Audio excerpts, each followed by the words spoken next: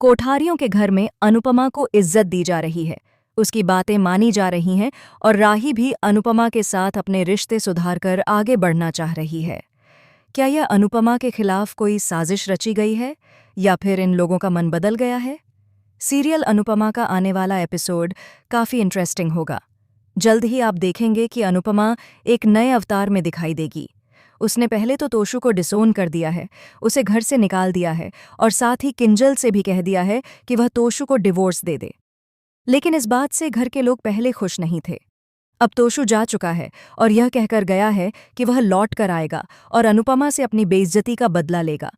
लेकिन अनुपमा पर इसका कोई असर नहीं होता। वह सीधे कोठारियों के घर पहुंचती है, जहां वह गौतम की करतूत सबके सामने लाती है।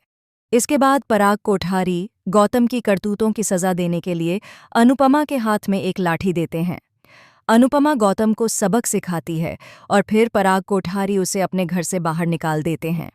इसके बाद गौतम धमकी देता है कि अगर वह चाहे तो उनकी कंपनी से अपने इन्वेस्ट किए हुए सारे पैसे निकाल लेगा, जिसकी वजह से कोठारी एक बार फिर सड़क पर आ जाएंगे। पराग कोठारी को यह धमकी पसंद नहीं आती।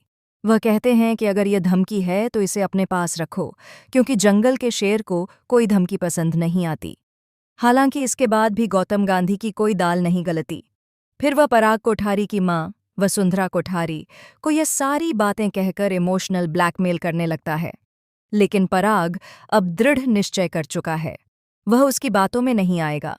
यह सब होने के बाद पराग कोठारी अनुपमा से माफी मांगता है कि उसके साथ जैसा व्यवहार किया गया वह गलत था। वह अनुपमा से कहता है, जब भी आप हमारे घर आईं, आपके साथ हमेशा बेइज्जती हुई। इस बार मैं आपको वह इज्जत देना चाहता हूं जिसकी आप हकदार हैं। ये बात मैं इसलिए नहीं कह रहा कि आप मेरी बेटी की सास हैं, बल्कि इसीलिए कह रहा हूं क्योंकि यह सम्मान आपकी कमाई हुई दौलत है जो आपको मिलना चाहिए। दोस्तों, आपको क्या लगता है?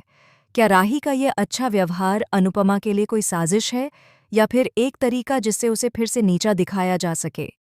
कमेंट बॉक्स में लिखकर बताएं और ऐसे ही धमाकेदार ट्विस्ट जानने के लिए चैनल को सब्सक्राइब करें।